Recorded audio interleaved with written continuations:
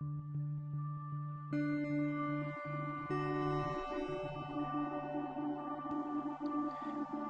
Rockwell Street Line is a subdivision of the Union Pacific Railroad in Chicago, one of the largest freight railroads in the country.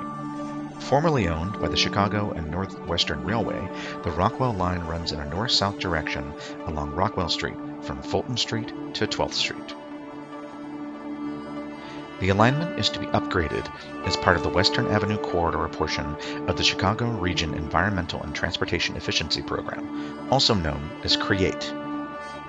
14 of the subways or bridges along the Rockwell Line will be demolished and replaced as part of the project. Due to the historical significance of the Rockwell Line, it is being documented as part of the Illinois Historic Engineering Record through this video and accompanying report and archival photography. In the 19th century, Chicago was the center of transportation in the United States. Ideally located at the convergence of the Great Lakes and the Chicago River, and adjacent to the prairies of the Middle West, the city was the natural midway between the industrial East and open West. The first railroad developed in Chicago was the Galena and Chicago Union Railroad, incorporated in 1836. Other railroads quickly followed and extended lines throughout Illinois and other states, particularly in the South and West. By 1853, Chicago's railroads connected to the East Coast, and soon thereafter freight and passenger rail lines connected Chicago to cities all over the country. Connections between rail lines linked cities and made Chicago a national railway hub.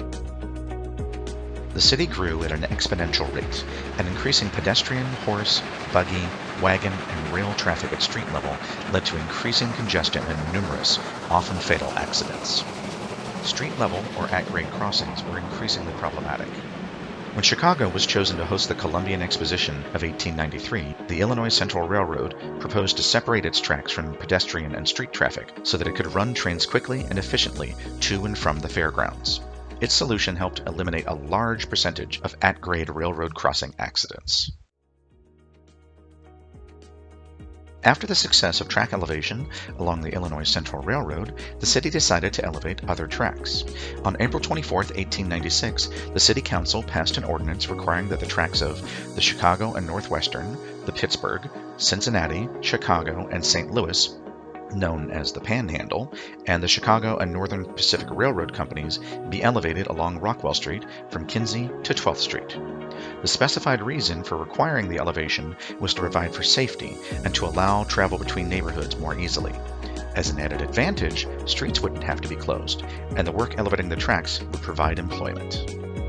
The method that was developed by the Chicago and Northwestern Railway for elevating the tracks along Rockwell Street was new and remarkably efficient. The tracks were elevated and the bridges were built between Fulton Street and 12th Street, now Roosevelt Road, in 38 working days, between June 4th and July 22nd, 1897, and during the process only one street was closed at a time. The track abutments were all faced with limestone sourced from a quarry in Duck Creek, Wisconsin, that the Chicago and Northwestern Railway Company purchased specifically for the track elevation project. The bridge at 15th Street was not part of the Rockwell Street track elevation project. It was not elevated until an ordinance was passed in 1907. Unlike the other bridges, its abutment walls are faced with concrete instead of limestone. In 1909, the Track Elevation Department of the City of Chicago published a report that summarized the results of the track elevation project. The biggest benefit and largest impact of track elevation was the reduction of fatal and non-fatal accidents. According to the statistics provided by the Track Elevation Department, track elevation prevented 1,380 grade crossing fatalities and 2,510 non-fatal accidents. While the population of Chicago grew substantially between 1899 and 1908, the number of fatal accidents was reduced by more than 80%. Sanborn fire insurance maps provide a glimpse into the development between the time the tracks were elevated and several decades later.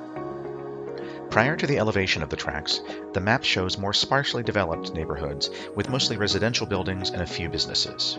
The next Sanborn map from 1922 depicts a more robust industrial neighborhood with dozens of businesses and factories flanking the tracks.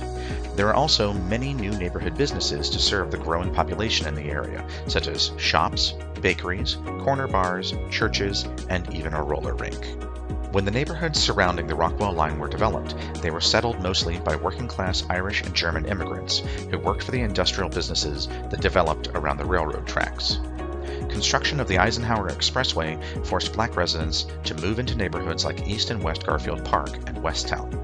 At the same time, white families were incentivized to move out to the newly developed suburbs. A slow progression of disinvestment ensued, further exacerbated by the riots following Reverend Martin Luther King's assassination. Entire blocks along Madison Avenue were destroyed, and many businesses chose to not reopen. The population of these neighborhoods declined for several decades, and wide swaths of vacant lots remained undeveloped.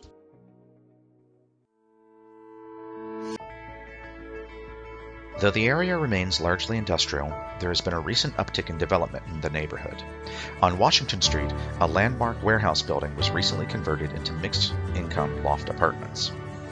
Rockwell Gardens, a public housing project that was located alongside the tracks between Madison and Van Buren, was demolished in 2006. A new mixed-income development called City Gardens was completed in 2017, and a new city park was established where the housing project was formerly located. In 2009, an indoor hockey rink was established for youth and adult use on Madison Street, just east of the Rockwell line. A new private Christian academy was built in 2005 between Congress and Polk to provide an alternate school option for area residents. Down by the 15th Street Bridge, an old warehouse owned by the Ryerson Steel Company was converted into the Cinescape Chicago Film Studios. The East Garfield Park and Lawndale neighborhoods have not fully recovered their former glory, but signs of rebuilding are evident all along the Rockwell line. The Rockwell line of the Union Pacific Railroad still functions as a freight rail line today.